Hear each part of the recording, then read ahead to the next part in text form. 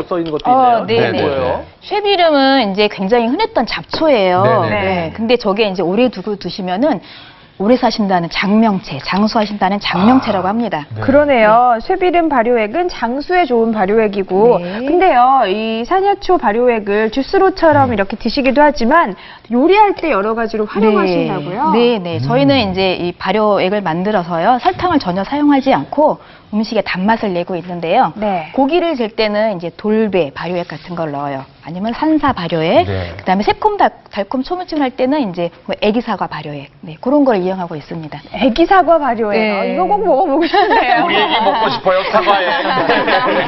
자, 네. 여러 가지 발효액들도 알아봤고요. 이번에는 건강의 위기에서 특별한 약초 건강법으로 건강을 되찾으신 분 만나보도록 하겠습니다. 네, 시간 많이. 약초로 건강을 되찾았다는 사례자를 만나러 왔는데요. 뇌종양을 극복하고 제2의 인생을 살고 있는 68세 천갑규 씨. 한 20년 전에 뭐 뇌종양이 있었죠.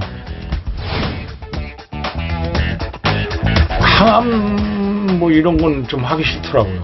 그래서 이제 우리나라에 있는 우리 약초를 한번 활용해 볼 생각을 해보죠. 겨우살이 약초가 뇌종양 치유에 효과가 있다는 말을 듣고 가장 먼저 식습관을 바꾸기로 했다는데요. 혈압과 뇌 건강에 도움되는 겨우살이를 비롯해 약초로 발효액을 직접 담그고 약초 발효액과 약초 우린물로 음식을 만든다고 하는데요. 잡곡밥을 지을 때도 그냥 물이 아닌 겨우살이 물을 이용한다고요. 그리고 면역력 강화에 도움이 된다는 쓴바기 뿌리를 집 된장과 무치고 이때 넣는 것은 역시 직접 담근 백초 발효액.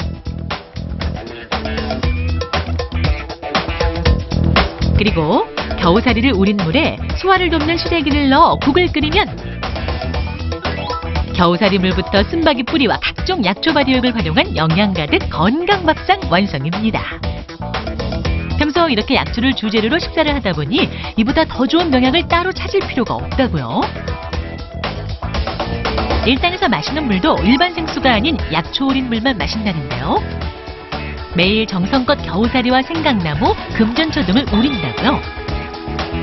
평소 약초 우린 물을 얼마나 드세요? 물은 뭐 목이 마르면 수시로 먹는 거죠.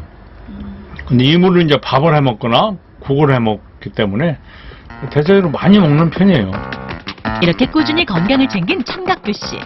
최근 MRI 결과 뇌종양이 말끔히 사라졌다고요. 내 몸에 맞는 약초를 선별해서 먹을 수 있을 정도의 약초 공부를 하면 누구나 다 몇십 년은 더 오래 살지 않겠습니까?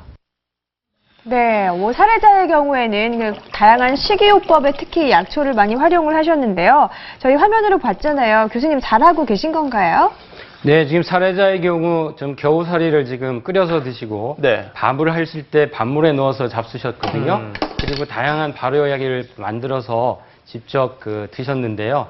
겨우살이는 사실 기생하는 식물인데요. 항암 효과가 아주 뛰어난 이 식물로 알려져 있습니다.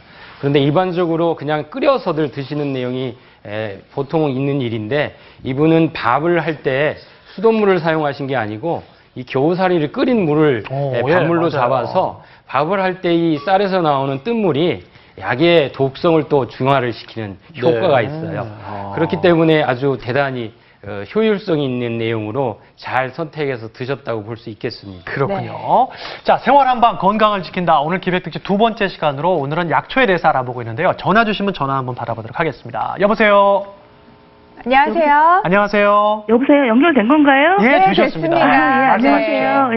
네. 다름이 아니고 남편이 대장암에 걸린 이후에 네. 약초를 먹고 있는데 네. 누가 약초 너무 많이 먹으면 간에 안 좋다고 그러더라고요. 그래서 정말 괜찮은 건지 궁금해서요. 네. 혹시 많이 드시면 간에 부담이 되지는 않는지. 어떤 음식이든 한 가지만 계속 드시게 되면 간에 무리가 오죠. 게다가 약초라고 하면 의학적이나 한의학적으로 잘 알려진 정보를 가지고 체크를 해서 적당량 섭취를 할 수 있어야 건강에 도움이 될 것입니다. 그리고 약초는 체질이나 가결력에 따라서 그리고 어떤 약초를 어떤 분량으로 희석을 해서 쓰느냐에 따라서 큰 차이가 나기 때문에 전문가인 한의사한테 문의를 하셔서 드시는 것이 보다 효과적으로 복용하시는 방법이 되겠습니다. 네. 자, 이번에는요, 이 신혜정 주부께 직접 캔 약초로 가족들이 좀 오랫동안 먹을 수 있는 자연 밥상 차리는 방법을 배워보도록 하겠습니다.